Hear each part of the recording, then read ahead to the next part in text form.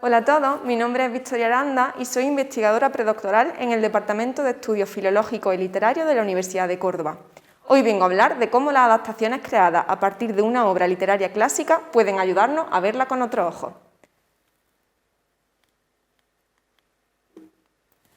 Pertenezco al proyecto de excelencia I+D+I del Mineco, la novela corta del siglo XVII, estudio y edición.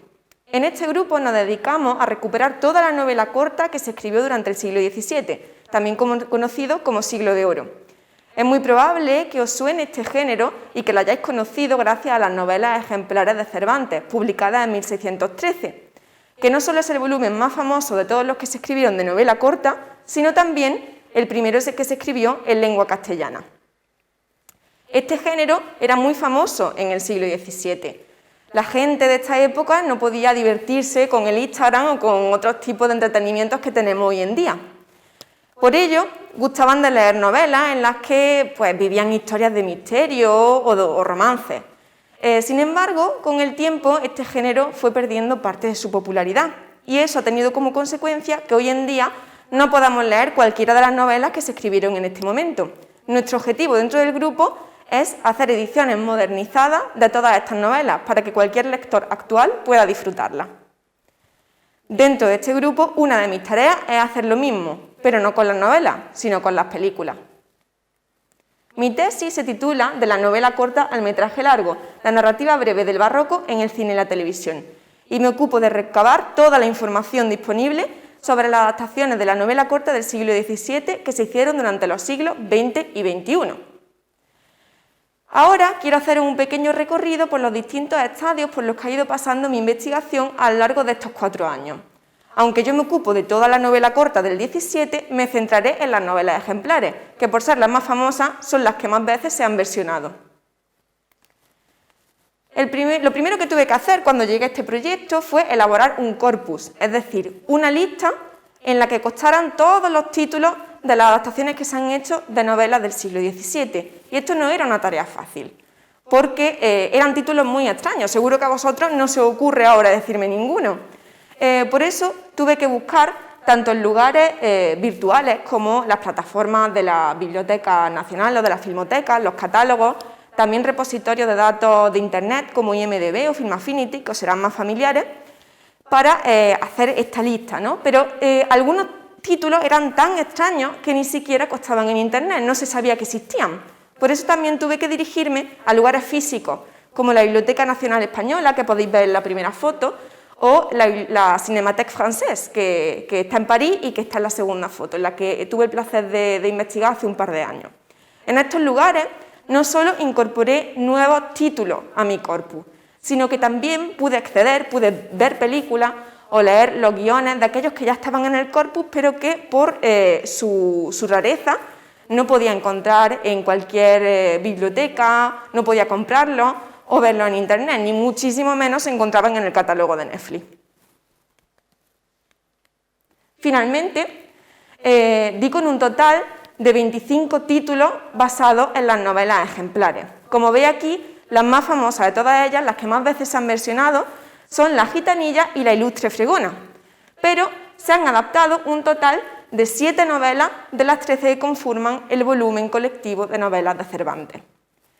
El siguiente paso, una vez que tenía todos los títulos, era conseguir verlas y analizarlas. Sin embargo, no tuve tanta suerte de que todas se hubiesen conservado. Las que veis que están en rojo son aquellas que se han perdido, y con estas películas tuve que proceder de manera bastante diferente.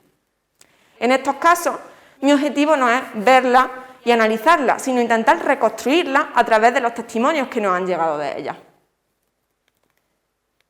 Para ello, me han sido muy útiles los periódicos antiguos, donde pude encontrar críticas cinematográficas del momento del estreno o testimonios de personas que ya la habían visto, o también las fotografías del rodaje de estas películas.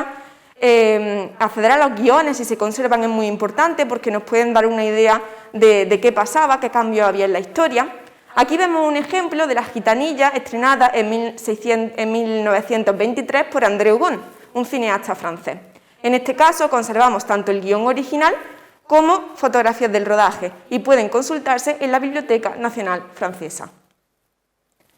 En el caso de las adaptaciones que sí se conservan, mi objetivo es comparar esas versiones audiovisuales con la novela original.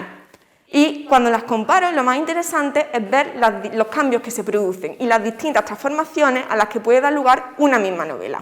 Estas transformaciones se derivan por el cambio de contexto, tanto temporal como espacial, porque estaréis de acuerdo conmigo en que no es lo mismo que una película se haga en Japón que se haga en Italia, y tampoco es lo mismo hacer una película en 1920 que en 2015. Cambian las expectativas de los espectadores, los gustos de la gente, las técnicas de las que se disponen en ese momento, los medios, y todo eso, como decía, hace que tengamos adaptaciones muy distintas de una misma novela. Veamos algunos ejemplos. En 1936, en América, en Estados Unidos, se hizo una adaptación de La gitanilla de Cervantes. Se tituló The Bohemian Girl y estuvo protagonizada nada más y nada menos que por la pareja de cómicos conocida como El Gordo y el Flaco, Stan Laurel y Oliver Hardy. En esta película, la historia de la novela de Cervantes queda relegada a un segundo plano, porque lo que más le interesaba, tanto a los cómicos como a los directores de la película, era resaltar los episodios humorísticos, que era lo que atraían a la gente a las salas de cine. Este es un ejemplo de cómo el cambio de espacio puede afectar a la adaptación de una película. Vamos a ver qué pasa ahora con el cambio temporal. El tiempo en el que se hace el contexto de producción de una película influye tanto desde el punto de vista artístico como desde el punto de vista histórico como del de producción. Veamos. En los años 80 y 70, en la cinematografía española, tuvo lugar una corriente artística conocida como el destape, que se caracterizaba porque los actores que aparecían en estas producciones iban siempre bastante ligeros de ropa y en actitud de sensualidad. Cervantes, en La ilustre fregona, introduce un personaje llamado la Argüello, que es la ventera de un mesón al que van a alojarse los dos protagonistas de la novela, Avendaño y Carriazo. La Argüello está obsesionada con Carriazo y quiere seducirlo. Sin embargo, a Carriazo la Argüello no le gusta nada, porque Cervantes la describe de esta forma. Vive Dios, amigo, que habla más que un relator y que le huele el aliento a rasuras desde una legua. Todos los dientes de arriba son postizos y tengo para mí que los cabellos son cabellera. Y para adobar y suplir a estas faltas, después que me descubrió su mal pensamiento, ha dado en afeitarse con albayalde y así se jalvega el rostro que no parece sino mascarón de yeso puro. Sin embargo, en la adaptación de La ilustre fregona que Televisión Española hizo en el año 1972, la Argüello está interpretada por una actriz mucho más favorecida que el personaje literario. Esto se hizo así para encajar en la corriente artística del momento y para que la producción atrajese más la atención de los posibles espectadores.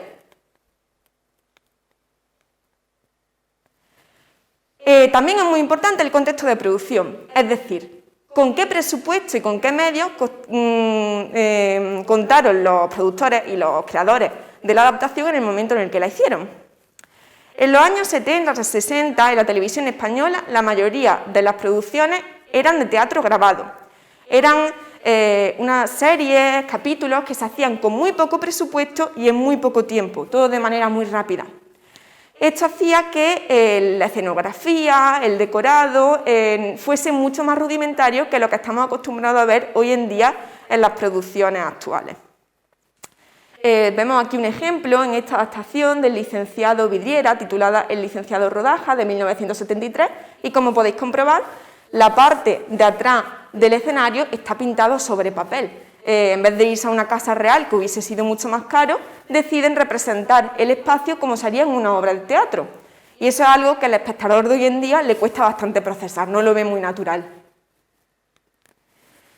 Y es muy importante fijarnos en qué momento histórico se hizo la adaptación. En 1966 se hizo una adaptación del licenciado Vidriera, también en Televisión Española, titulada Los hombres de cristal. Esta adaptación constaba de 5 capítulos y ambientaba la trama original en la NASA. Veamos, estamos en 1966, plena Guerra Fría, ya sabéis, ese conflicto en el que Estados Unidos y la Unión Soviética competían por convertirse en la primera potencia mundial. Uno desde el capitalismo y la otra desde el comunismo. Uno de los puntos más importantes de este enfrentamiento fue la carrera espacial, ver quién era capaz de enviar el primer hombre al espacio. Como sabéis, Esta carrera la acabó ganando Estados Unidos en 1969, pero en 1966 esto todavía no se sabía y había una gran tensión en el ambiente. Es por eso que esta adaptación tiene, en vez de a un Tomás Rodaja, que es el protagonista estudiante de Salamanca, a un Thomas Wheel, traducido al inglés, y que se dedica a ser ingeniero aeroespacial en el Cabo Kennedy de la NASA, y que será el responsable de que Estados Unidos llegue ya no a la Luna, sino a Marte. Todos estos cambios de los que vengo hablando atañen a la trama, es decir, a los sucesos, a los personajes de la historia. Pero también es muy importante valorar no solo los cambios diegéticos, sino también los de tono. Y más en un caso como el de Cervantes, un escritor que ha pasado la historia por el fino uso que hace de la ironía. Vamos a ver un ejemplo en este texto que hay aquí. En la española inglesa, la protagonista, Isabela, es reconocida en la corte de Inglaterra por su belleza. El hijo de una camarera de la reina Isabel se enamora de ella y como ella lo rechaza, la camarera la envenena. Cuando la envenena, Isabela pierde su belleza y este es el momento en que Cervantes nos lo cuenta.